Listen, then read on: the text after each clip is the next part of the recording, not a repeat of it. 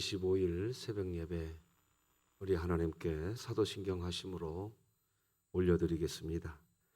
전능하사 천지를 만드신 하나님 아버지를 내가 믿사오며 그 외아들 우리 주 예수 그리스도를 믿사오니 이는 성령으로 잉태하사 동정녀 마리아에게 나시고 본디오 빌라도에게 고난을 받으사 십자가에 못 박혀 죽으시고 장사한 지 사흘 만에 죽은 자 가운데서 다시 살아나시며 하늘에 오르사 전능하신 하나님 우편에 앉아 계시다가 저리로서 산자와 죽은 자를 심판하러 오시리라.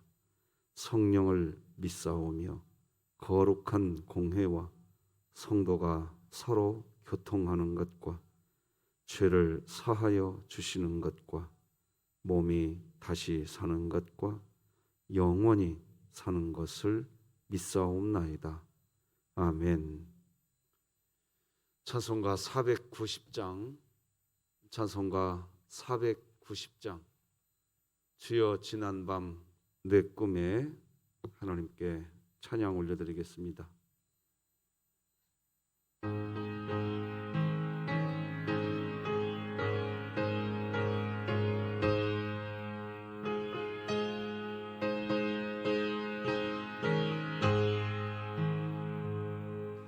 주여 지난 밤 내 꿈에 배웠으니 그 꿈 이루어 주옵소서.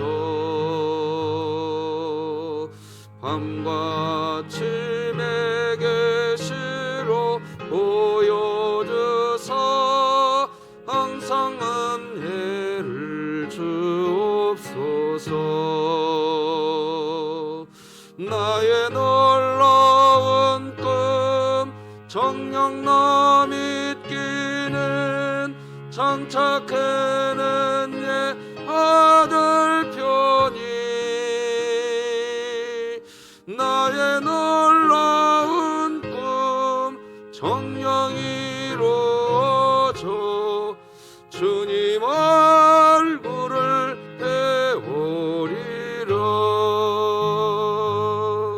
마음 괴롭고 아파서 낙심될 때 내게 소망을 주셨으며 내가 영광의 주님을 바라보니 앞길 환하게 보이도다. 나의 놀라운 꿈 정녕 나 믿기는 장착해는 예 아들 편이 나의 놀라운 꿈 정녕 이루어져 주님 얼굴을 배우리라.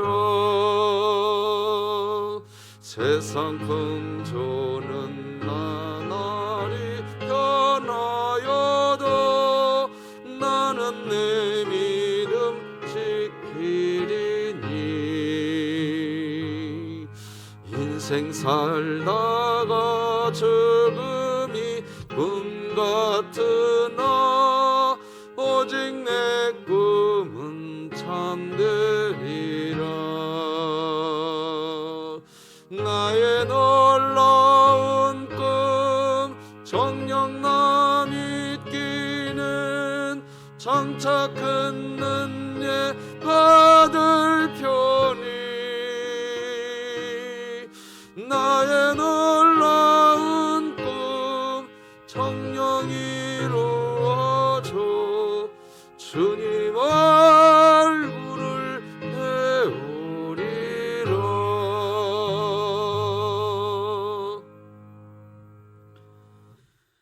오늘 함께 나눌 하나님의 말씀은 구약성경 잠언 29장 1절에서 14절까지 말씀 되겠습니다. 잠언 29장 1절에서 14절까지 저와 여러분이 한 절씩 교독하시겠습니다. 하나님의 말씀입니다. 자주 책망을 받으면서도 목이 곧은 사람은 갑자기 패망을 당하고 피하지 못하리라. 의인이 많아지면 백성이 즐거워하고 악인이 권세를 잡으면 백성이 탄식하느니라. 지혜를 사모하는 자는 아비를 즐겁게 하여도 창기와 사귀는 자는 재물을 잃느니라. 왕은 정의로 나라를 견고하게 하나 뇌물을 억지로 내게 하는 자는 나라를 멸망시키느니라. 이웃에게 아첨하는 것은 그의 발 앞에 그물을 치는 것이니라. 악인이 범죄하는 것은 스스로 올무가 되게 하는 것이나 의인은 노래하고 기뻐하느니라. 의인은 가난한 자의 사정을 알아주나 악인은 알아줄 지식이 없느니라. 거만한 자는 지식 요란하게 하여도 슬기로운 자는 노를 그치게 하느니라. 지혜로운 자와 미련한 자가 다투면 지혜로운 자가 노하든지 웃든지 그 다툼은 그침이 없느니라. 피 흘리기를 좋아하는 자는 온전한 자를 미워하고 정직한 자의 생명을 찾느니라. 어리석은 자는 자기의 노를 다 드러내어도 지혜로운 자는 그것을 억제하느니라. 관원이 거짓말을 들으면 그의 하인들은 다 악하게 되느니라. 가난한 자와 포악한 자가 섞여 살거니와 여호와께서는 그 모두의 눈에 빛을 주시느니라. 왕이 가난한 자를 성실히 신원하면 그의 왕위가 영원히 견고하리라. 아멘. 자, 오늘도 하나님 말씀으로 신방 받으십시다. 같이 외칩니다. 시작. 하나님의 말씀이 나를 신방하게 하라. 이 또한 지나가리라. 아멘. 자, 시편 42편 5절 이번 주 주일까지 이 말씀 암송하고 이제 다음 주 월요일부터는 다른 말씀을 암송하게 됩니다. 자, 같이 암송합시다. 시작. 내 영혼아, 네가 어찌하여 낙심하며 어찌하여 내 속에서 불안해하는가? 너는 하나님께 소망을 두라. 그가 나타나 도우심으로 말미암아 내가 여전히 찬송하리로다. 아멘. 3분의 기적이 기도를 통해서 여러분의 가정에 일어나기를 소망합니다. 오늘은 그리스도인에게 있어야 하는 리더십, 이런 제목으로 하나님 말씀 나누겠습니다. 리더십에 대한 이야기, 특히 그리스도인이 리더십을 가져야 한다는 말은 무슨 말일까요? 큰 사람이 되어야 한다는 뜻입니다. 리더십에 대한 이야기는 앞에서 뭘 이끌어가는 사람이 가져야 할 태도, 그런 사람이 참고해야 할 메시지, 그런 메시지가 리더십에 대한 메시지가 맞지만 사실 리더십이란 더 중요한 의미가 있는데 바로 작은 사람으로 살지 않고 큰 사람이 되어야 한다는 겁니다.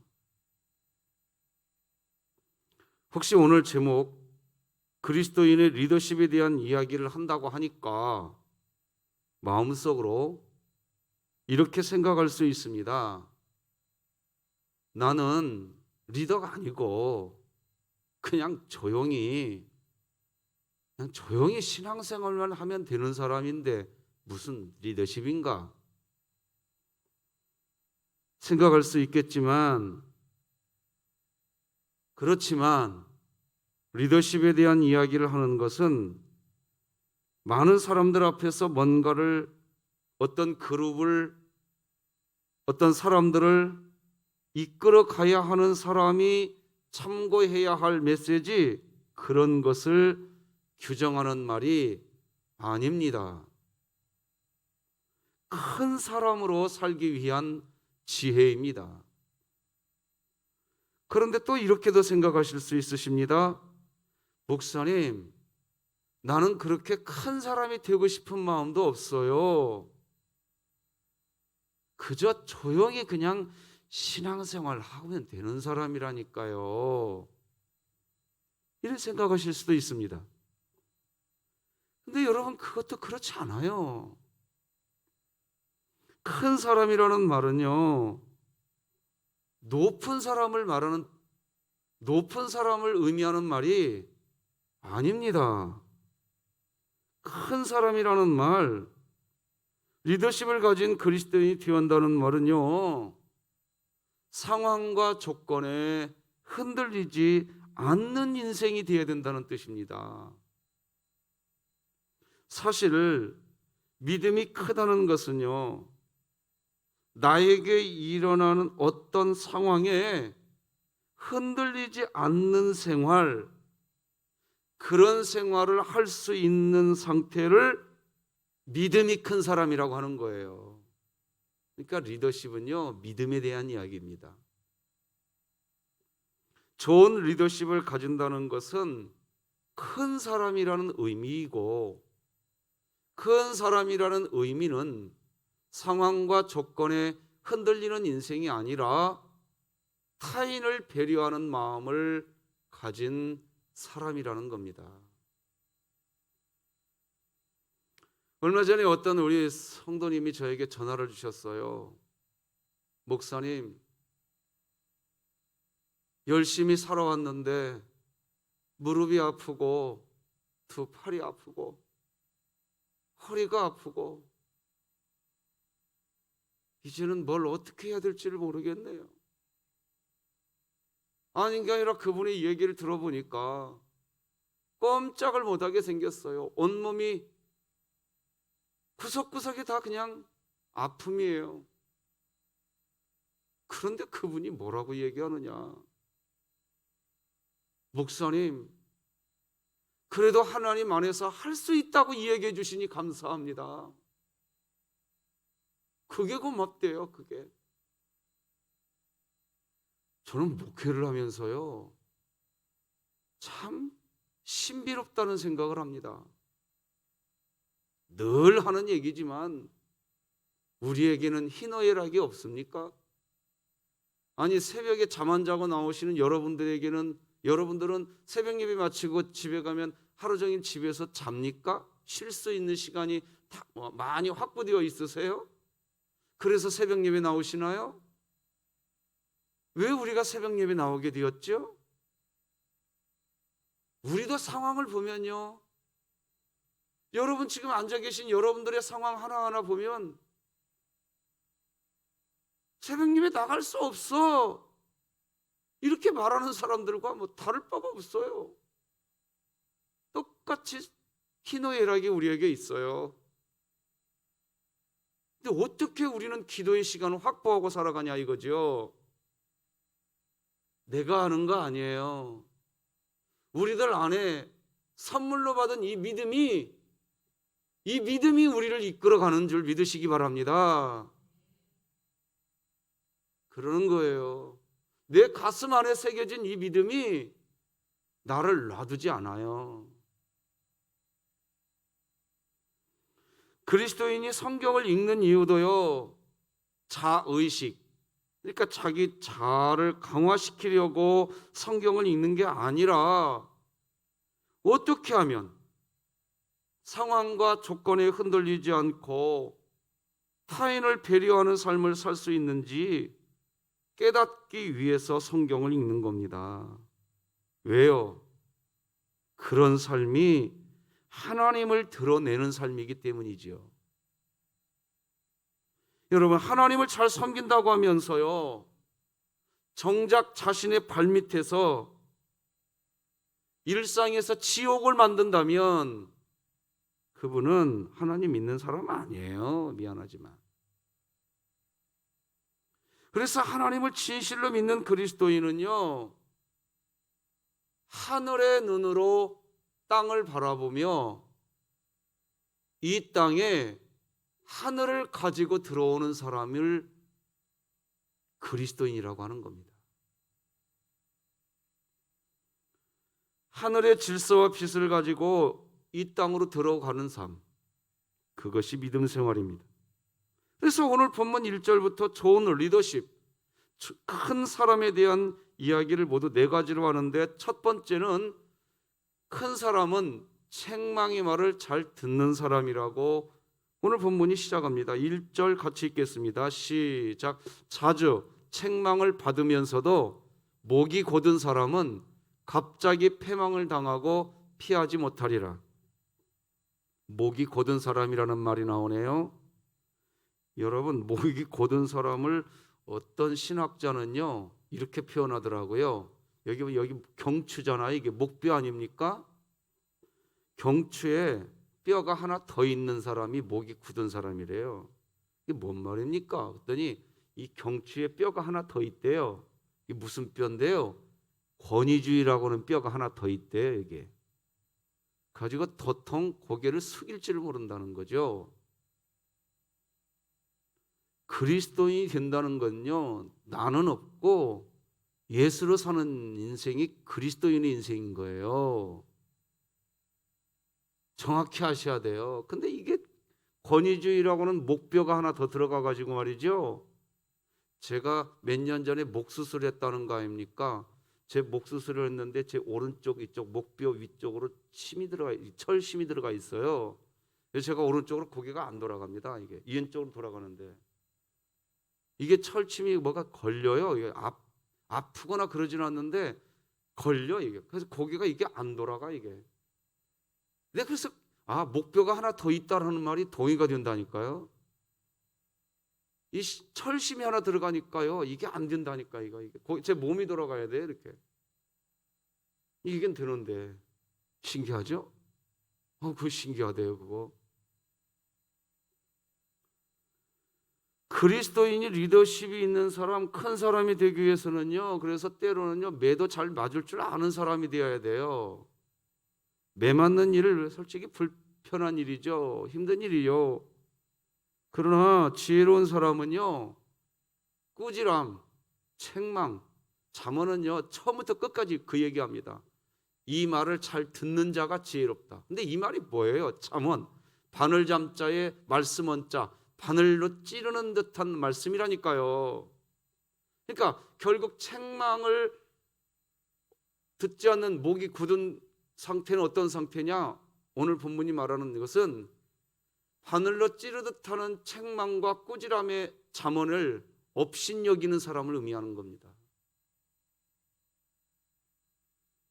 지혜로운 사람은 그 꾸지람으로 양약을 삼아서 자기를 새로운 존재로 세워갑니다. 지혜로운 사람은. 그러니까 잠언은 그런 역할을 하는 게 잠언이거든요. 책망과 꾸지람이거든요. 어떤 사람은 반대로 책망의 말을 듣고서 자기 마음 상했다는 말만 하고 다녀요. 그리고 스스로 망가져가요. 어떤 사람은 더 나은 사람, 큰 사람이 되어가는데 어떤 사람은 신앙생활을 하면 할수록 자기 자아가 갈수록 견고해져 가지고요 스스로 망가지는 사람이 있어요. 왜 그럴까요? 왜 그렇게 구분될까요? 잠언의 말을 듣느냐 안 듣느냐의 차이예요. 그래서 성경 잠언서는 내 아들아 이 말을 들어라. 그리고 지혜로운 자가 되어라. 이게 잠언서의 시종일관 나오는 메시지 아닙니까? 근데 하나님께서 선택한 이스라엘 백성들도요 목이 뻣뻣한 백성들이었어요. 출애굽기 32장 9절 보니까 성경이 이렇게 나와요. 신명기하고 내가 이 백성을 보니 목이 뻣뻣한 백성이로다. 신명기 31장 27절에도요 내가 너희의 반역함과 목이 곧은 것을 아나니 하나님 말을 듣지를 않는다는 거예요. 물론 사람이 순종만 하면 사람이 안 됩니다. 저항할 수도 있어야 되죠. 사람이 1차원적인 사람, 그래가지고 네 아, 네, 네, 네. 이렇게 순종만 해서는 또 사람이 살 수 없어요. 그래서 우리나라 여러분 허균이라는 사람 아시죠? 그분이 쓴 책 중에 호민론이라는 책이 있는데요. 이 책을 보면 사람을 세 가지로 이야기해요. 첫째, 원민이 있대요. 원망을 원자에 백성민자를 써가지고 이 세상에는 항상 원망만 하고 살아가는 사람이 있대요. 실제 둘러보세요. 말만 하면 비판하고 말만 하면 원망하는 사람이 있어요. 좋은 것 같은데 진짜 그래요. 허균이 한 말이에요. 둘째, 이 세상에는 항민이 있대요. 항상 항자에 백성민자로 써가지고요. 항상 그냥 주어진 팔자야. 그냥 하고 그냥 사시는 분이 또 있대요. 셋째, 호민이 있다고 하죠. 호걸호자에 백성민자를 써가지고요. 때로는 이 세상이 왜 이런 거야? 라고 하면서 질문하는 사람이라고. 그러니까 허균이 이 세상을 보니까 조선 사회에 원민과 항민이 많더라는 거예요. 원망하는 사람, 그냥 현실을 무조건 순응하는 사람 많더라는 거예요. 그래서 허균은 말이죠, 그렇게 살아가는 것은 아니다. 홍길동전을 써가지고 말이죠, 세상을 더 좋은 세상을 꿈꾸는 거예요. 불의에 대해서는 아니요, 그렇게 하고 참된 진리 앞에서는 예, 분명하게 해서 살아가는 사람이 필요하다는 겁니다. 그리스도인들도 마찬가지예요. 그리스도인들이 말이에요, 정말로 이 세상 살아가면서 해야 할 것은 하나님을 거역하는 것, 그것에 대해서 아니오라고 하고 이게 진리다 그러면 예, 그렇게 되는 눈이 확 열리시기 바랍니다. 근데 왜 이걸 못하는지 아세요? 자기 자아가 중심이 되면요, 불의거든요. 불의인데도 아니오라고 말을 안 해요. 괜히 말했다가 나에게 피해가 올까, 이득이 올까, 이것부터 계산해. 계산 그것부터 해놓고 분명히 불의인데도 침묵해버려. 나에게 이득이 올까? 저 사람은 나하고 친한 사람. 그러니까 내 계산, 내 자아가 먼저 중심이 되어가지고, 여러분 알잖아요. 유치원 다니는 애들은 말이에요, 놀이터에서 1시간만 놀면 우리 영원히 친구하자 이렇게 약속한대요. 초등학교 들어가면요, 1시간 지내서는 이런 약속 안 한대요. 시간이 많아져야 된대요. 그러다가 이제 30대 넘어가기 시작하고 40대 되면요, 하루 종일 같이 앉혀놔도 말 한마디 않고 있는데요. 왜 그럴까요? 그러다가 이제 50대가 넘어가고 60대가 되잖아요. 일주일을 같이 살아도요, 말 한마디 안 섞는데요. 나중에 왜 이야기 한마디도 안 합니까? 내가 뭐 굳이 뭐, 철저하게 자아중심이 돼가는 거예요. 이 세상 살아가면서 사람은요, 그래서 아이들은 그래도 어른 말 들어요. 내 어른이 제가 되고 나니까 저부터 누구 말 잘 안 들으려고 하네요. 그냥 하나님이 그걸 아는 거예요. 내가 아는 게 최고고 내가 경험한 게 베스트예요.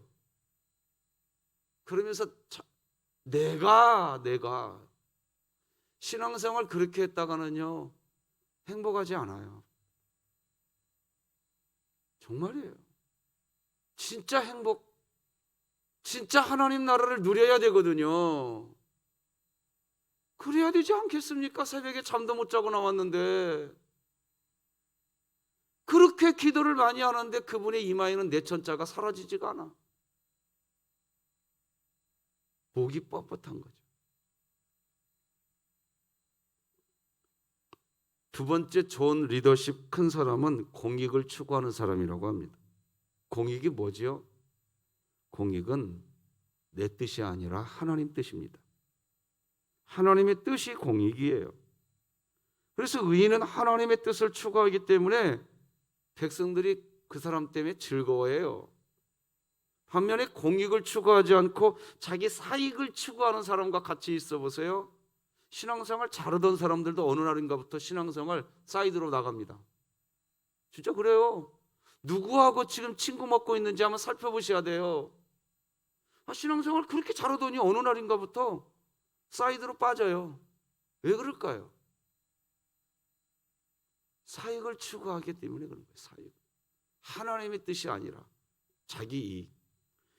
2절 같이 읽어봅시다. 시작. 의인이 많아지면 백성이 즐거워하고 악인이 권세를 잡으면 백성이 탄식하느니라.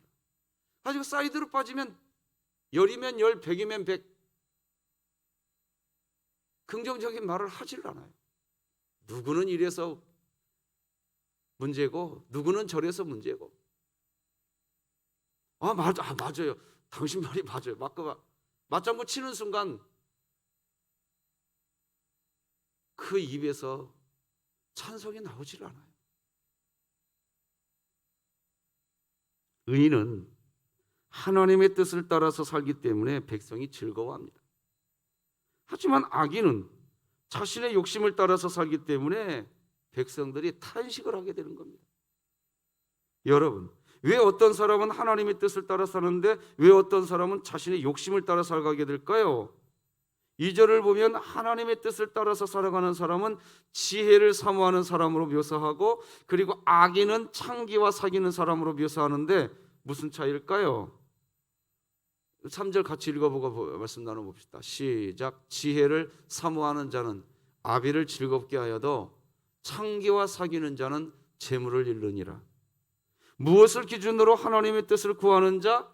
지혜로운 자가 되는 것이고, 무엇을 기준으로 악인이 되고 창기, 즉 창기와 사귀는 그런 자가 되는가? 뭐가 그 기준이 될까요? 여러분, 그리스도인에게는 말이죠, 하나님의 뜻, 그러니까 하나님의 영광을 아는 빛이 그리스도인의 마음에 이미 와 있는 줄 믿으시기 바랍니다. 우리 고린도후서 4장 6절 같이 읽어봐요. 시작. 어두운 데에 빛이 빛이라 말씀하셨던 그 하나님께서 예수 그리스도의 얼굴에 있는 하나님의 영광을 아는 빛을 우리 마음에 비추셨느니라. 우리 마음에 하나님께서 뭔가 빛을 하나 비춰주셨는데 그 빛이 뭐냐? 하나님의 영광을 아는 빛이래요. 자, 지금부터 귀 쫑긋 해보세요. 자, 어떤 사람은 하나님의 영광을 알아요. 아는데 자기 사익을 추구해, 그걸로. 그래서 비판하게 돼요. 사익을 추구한다는 얘기는 뭐냐? 하나님의 영광을 아는 그 빛을 가지고 말이죠, 하나님의 영광이 뭐냐 말을 해요. 이렇게 해야 하나님의 영광이 드러나지 않겠니? 라고 말을 하는데 자아가 중심이라고요.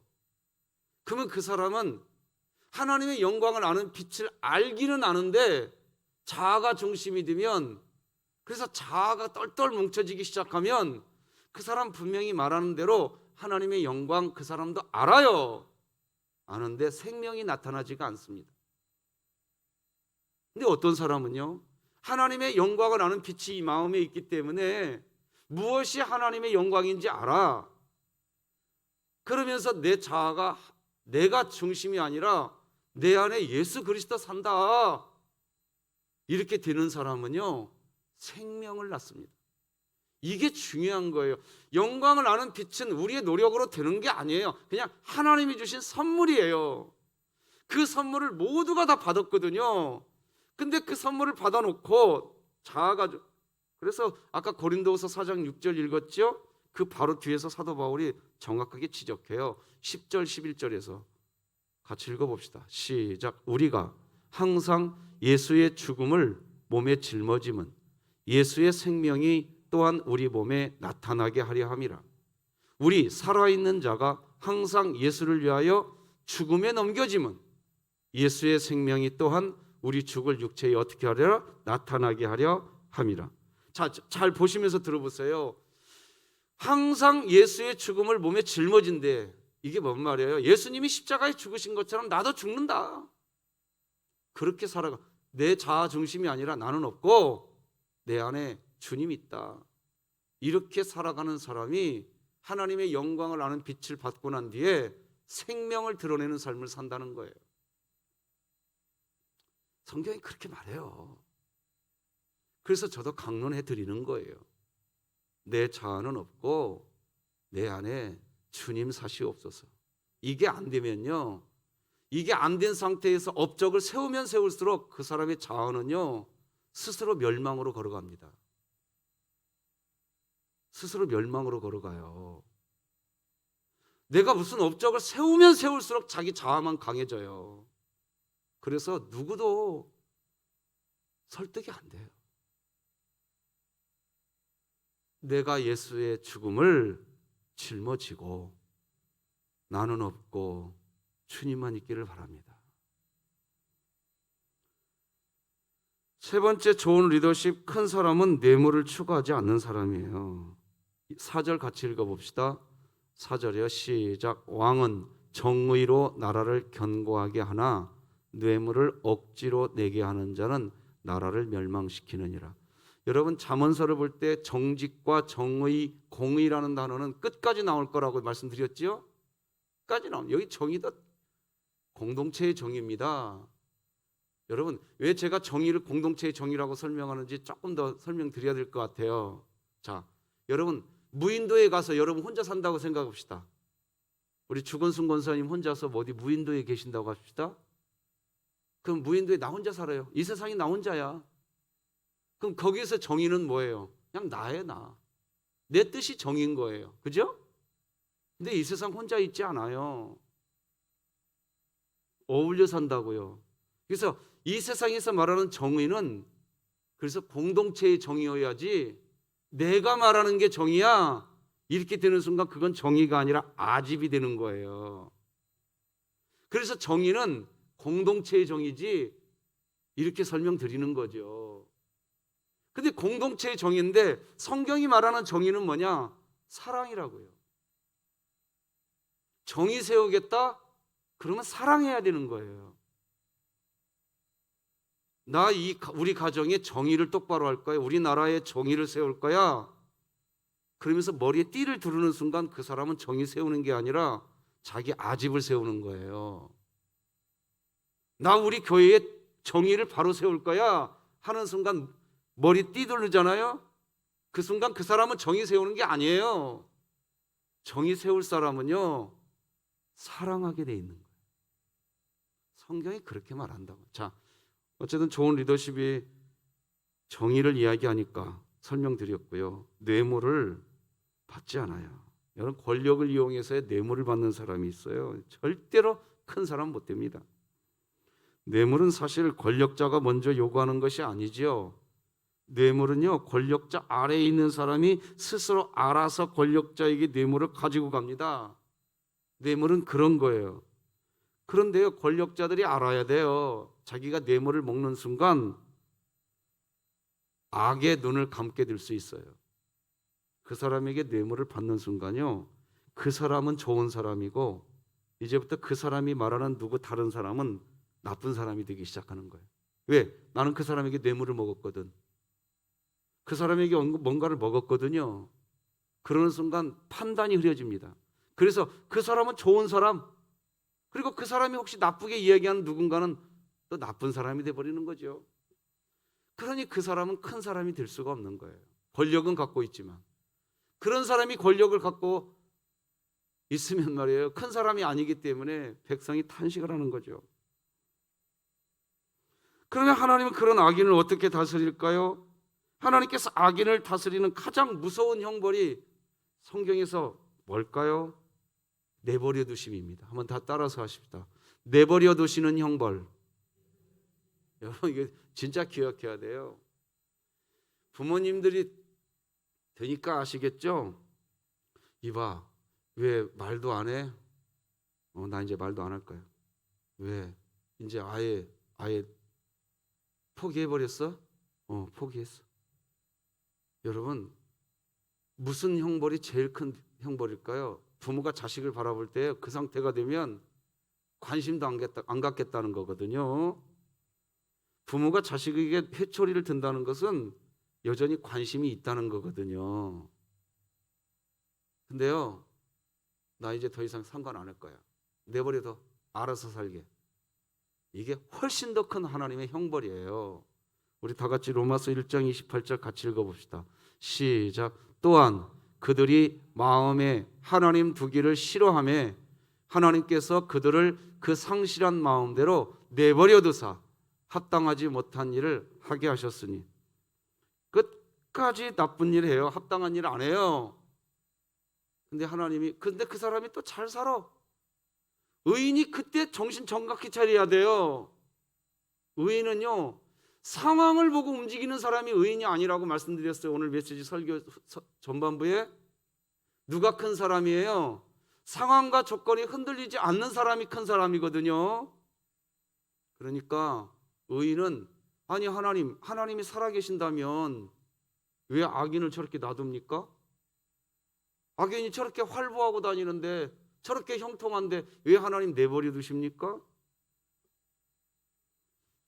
자칭 의인으로 살기를 원하는 그리스도인이 그때 그 상황 판단 제대로 해야 할 지혜가 필요한 거죠. 내버려 두신다는 건 유기한다는 거예요. 여러분, 유기견들, 요즘에 우리나라 말썽이지요. 유기견들 유기해 버린다는 거예요. 하나님 놔둬버리겠다는 거예요. 그러면요, 그 유기견들 결국 어떻게 될까요? 그 내버려 두어가지고 스스로 사는 그 악한 사람들 어떻게 될까요? 스스로 자멸합니다. 자기의 악에 의해서 스스로 자멸해 가요. 9절 읽어보십시다. 시작. 악인이 범죄하는 것은 스스로 올무가 되게 하는 것이, 자기 스스로 자기의 악으로 스스로 나로부로 떨어지는 겁니다. 네 번째, 좋은 사람, 좋은 리더십을 가진 사람은요, 큰 사람은 주변을 돌아보는 사람입니다. 여러분, 누가복음 16장을 보면 부자와 거지 나사로가 있잖아요. 주변을 돌아보는. 자, 이것을 설명하려고 그러는데요, 참 잘 들어보세요. 여러분, 부자와 거지 나사로가 나오는데요, 부자가 나중에 지옥에 갔다고 설명하지요, 성경에서. 그런데 여러분, 부자와 거지 나사로 이야기에서요, 부자가 지은 죄가 그 성경에 구체적으로 명시되나요? 부자가 무슨 죄 지었어요? 부자니까 자색 옷을 입고 살았어요. 그죠? 부자니까 좋은 옷 입고 살았다고요. 성경 그 내용을 보면요, 부자가 무슨 죄를 범했는지 성경에서 말이 없어요. 그런데 부자가 지옥에 갔대요. 왜 그럴까요? 문제는요, 자신의 문 앞에 사는 거지 나사로가 있는데 걔들이 그 거지 나사로를 할 거고, 부자가 내던져준 부스러기나 먹고 살다 결국 굶주려서 죽었거든요, 나사로가. 그러니까 거기에서 나오는 부자의 죄를 굳이 말한다면 무관심입니다. 자기 집 문 앞에 있는 거지 나사로의 아픔, 주변을 돌아보는 일을 하지 않았던 거, 그게 그 본문에서 그 부자의 죄였던 겁니다. 죄였던 거예요. 7절 같이 읽어보십시다. 7절 시작. 의인은 가난한 자의 사정을 알아주나 악인은 알아줄 지식이 없느니라. 이게 악인이라는 거예요. 알아주질 않는 거예요. 굶어 죽는데도. 부자의 죄가 뭐예요? 여러분, 혹시 더 많이 가지고 계신다면 더 많이 주변을 돌아보셔야 되라는 하나님의 사인입니다. 돈이 많습니까? 재물이 많아요? 그거는요, 그거 가지고 주변 돌아보라는 뜻이에요. 재물은 그렇게 쓰는 겁니다. 그래서 오늘 본문 13, 14절도 이렇게 기록해요. 가난한 자와 포악한 자가 섞여 살아요. 우리가 살아가는 곳에는 여호와께서는 그 모두의 눈에 빛을 다 주시는데, 왕이 가난한 자를 성실히 신원하면 그의 왕위가 견고하게 서요.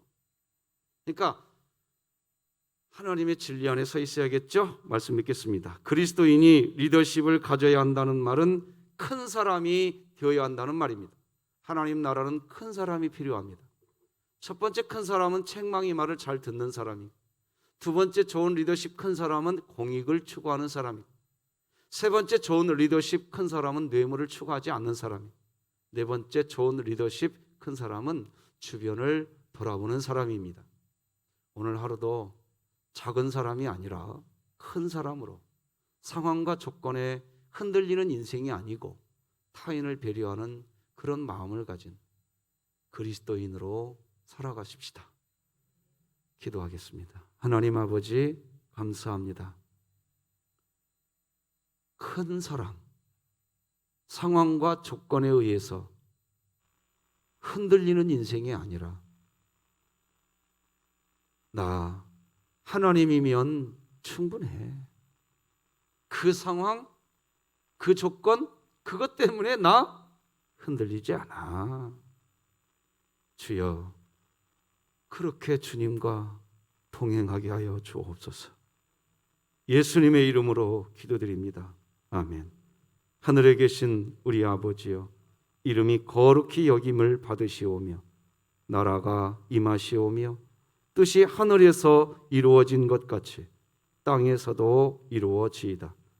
오늘 우리에게 일용할 양식을 주시옵고 우리가 우리에게 죄 지은 자를 사하여 준 것 같이 우리 죄를 사하여 주시옵고 우리를 시험에 들게 하지 마시옵고 다만 악에서 구하시옵소서. 나라와 권세와 영광이 아버지께 영원히 있사옵나이다.